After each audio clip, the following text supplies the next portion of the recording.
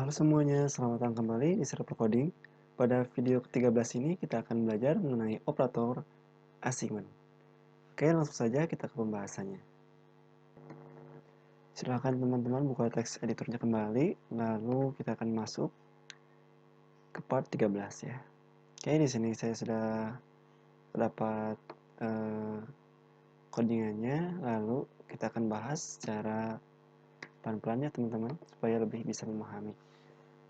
Oke, jadi operasi yang dapat kita lakukan dengan penyingkatannya. Jadi di mana operasi tambah dengan assignment. Nah, jadi kita pertama itu melakukan dulu suatu operasi pertambahan ya. Jadi misalnya kita mempunyai variabel A dengan nilai 5. Nah, ini merupakan percobaan untuk assignment ya.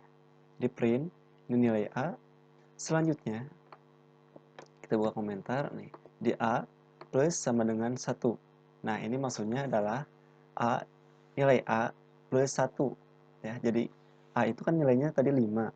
Lalu 5 ini ditambah 1. Jadi kan 6 seharusnya ya. Jadi print A plus sama dengan 1, nilai A menjadi, oke, coba kita print. Jadi ini merupakan cara singkat ya teman-teman untuk melakukan suatu operator dari assignment-nya. Oke, kita bisa coba jalankan. Nah, di sini kita salah running file-nya teman-teman. Coba kita ganti menjadi main.py. Nah, seperti ini. Jadi nilai A sama dengan 5.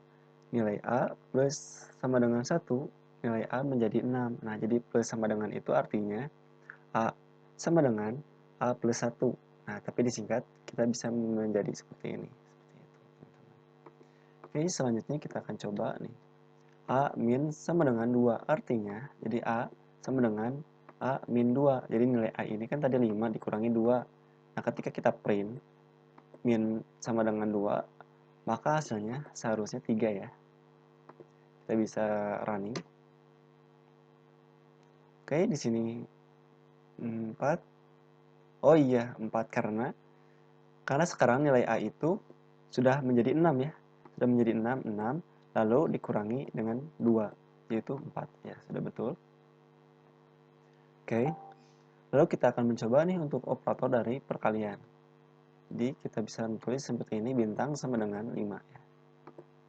Oke. Kita coba cek untuk nilai A sekarang. Nah, jadi nilai A sama dengan 20. Jadi ketika di dalam tahapan min sama dengan ini, nilai A itu menjadi 4 ya. Selanjutnya ketika tahap perkalian, maka 4, A itu kan 4, dikali 5. Nah, seperti ini A 4 dikali 5. Tentunya hasilnya 20. Seperti itu. Oke, kita coba jalankan. Untuk yang pembagian, maka hasilnya 10 ya.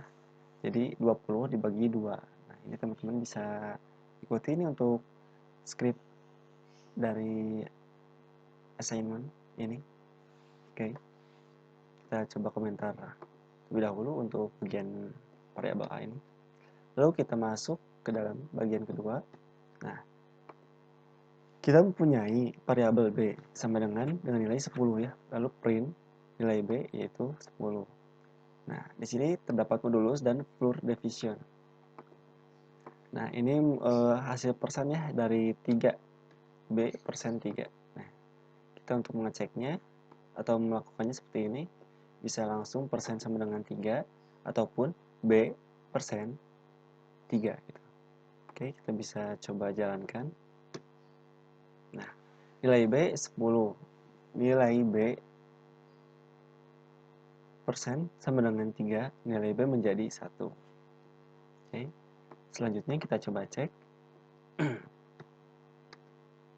Kita bisa komentarkan dulu untuk yang di atas. Lalu kita coba membaginya 2 kali ya. Seperti ini contohnya. Dalam modulus ya dan floor division. Nah, nilai B 10, nilai B slash sama dengan 3, nilai B menjadi 3. Nah, ini hasilnya ya ketika kita melakukan pembagian dengan simbol seperti ini. Selanjutnya kita akan melakukan pangkat dan eksponen. Nah, jadi kita mempunyai variabel A, di mana A ini mempunyai nilai 5. Kita print nih nilai 5A. Selanjutnya A berpangkat 3. Kita print hasilnya ya. Jadi ketika kita melakukan perpangkatan, ini seperti ini. Jadi perkalian itu bintangnya 1, tetapi kalau perpangkatan, ini bintangnya 2 kali ya. Kita bisa cek. Nah, jadi nilai A sama dengan 3. Nah, sama dengan 5. Nilai A kan 5. 5 kali 5 pangkat 3. 5 kali 5, 25. 25 kali 5, 125. Seperti itu teman-teman untuk hasil perpangkatan atau eksponennya. Oke, selanjutnya kita coba melakukan dari operator bitwise OR ya. Nah, jadi dalam operator bitwise ini kita juga sudah belajar ya pada part 12 kemarin. Jadi ketika C itu menilai true, ini kan OR, C bernilai true nih. Lalu C false seperti ini. Nanti jika hasilnya false, maka ini akan menampilkan nilai C menjadi false ya. Terus C seperti ini nih. Coba kita jalankan dulu. Nah, kan nilai C itu true. Kita print nilai C tersebut. Selanjutnya, di sini kita menggunakan OR ya. Jadi ketika kita menggunakan simbol seperti ini sama dengan lalu false, nilai C menjadi true. Nah, kita panggil C. Selanjutnya di sini nilai C sama dengan false. Lalu kita print ketika nilai C-nya false. Ini kan C itu menampung nilai C. Jadi C false sama dengan false. Maka hasilnya tentunya C ini menjadi false. Nah, seperti ini. Jadi ini kenapa true? Karena di atasnya C itu true. Jadi ketika C sama dengan false, jadi kan C-nya udah true nih. Atau jadi salah satunya benar nih kan, ada yang true, ini C-nya true, tapi di sini false, maka hasilnya pasti true karena ini operatornya OR. Tapi karena di sini false dan di sini false juga, maka hasilnya tentunya false. Oke, seperti itu teman-teman. Sekarang kita coba untuk operator dari N. Nah, N ini jadi harus kedua-duanya bernilai true, baru true ya. Oke, kita coba nih. Jadi ketika kita mempunyai variabel pertama C yaitu true, dan yang kedua N, faktor variabel operator N sama dengan false. Pasti ini hasilnya yang pertama itu false, sedangkan yang kedua kita mempunyai C true, dan di sini dan sama dengan true. Pasti hasilnya true. Oke, jadi harusnya false dan true. Coba kita jalankan. Nah, nilai C true nih. Ini false, nah nilai C menjadi false. Nah, yang C yang ini kenapa? Karena di sini memang false ya, jadi hanya satu yang mempunyai nilai true-nya. Lalu di sini yang kedua nilai C menjadi true. Kenapa? Karena di sini kita mempunyai C true dan N sama dengan true. Jadi dua-duanya true, maka hasil C-nya ini bernilai true. Oke, seperti itu. Oke, selanjutnya kita coba yang XOR. XOR ini jadi ketika dua-duanya benar atau dua-duanya salah, maka dianggap salah. Tapi ketika salah satunya benar, maka dianggap benar. Oke, kita coba jalankan. Nah, jadi kita mempunyai nilai true.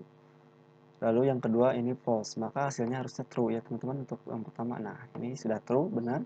Jadi hanya salah satunya, ini true, ini false. Jadi hasilnya true. Lalu ini, walaupun ini true dan ini true, pasti hasilnya false. Karena XOR ini hanya memerlukan salah satu saja yang dianggap benar. Jadi ini pasti hasilnya false, walaupun dua-duanya ini bernilai true. Oke, itu untuk XOR ya. Selanjutnya coba kita lakukan geser dari binary ya. Ini juga sebetulnya sudah kita bahas di dalam operator bitwise. Nah, seperti ini.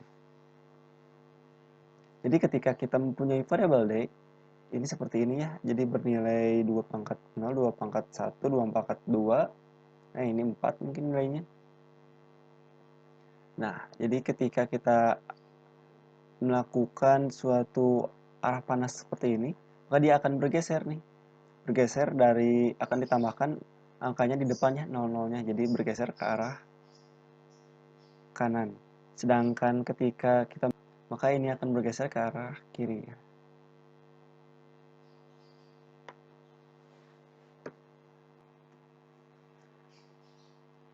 Nah, jadi teman-teman, ketika kita melakukan penggeseran dua buah digit ya. Jadi, nah di sini kita menambahkan suatu 0. Jadi yang satu ini pastinya pindah ke belakang ya. Jadi dua buah 0. Sedangkan untuk yang di bawahnya kita hanya menggeser satu kali nih. Jadi kita nambahkan di sininya ya. Jadi hasilnya seperti ini. Jadi kita digesernya satu kali saja.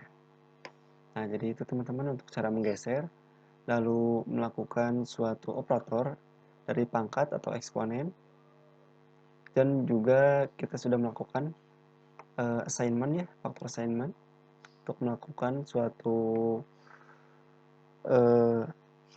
angka ya, untuk penghasilan dari angkanya. Lalu kita juga sudah melakukan modulus dan floor division.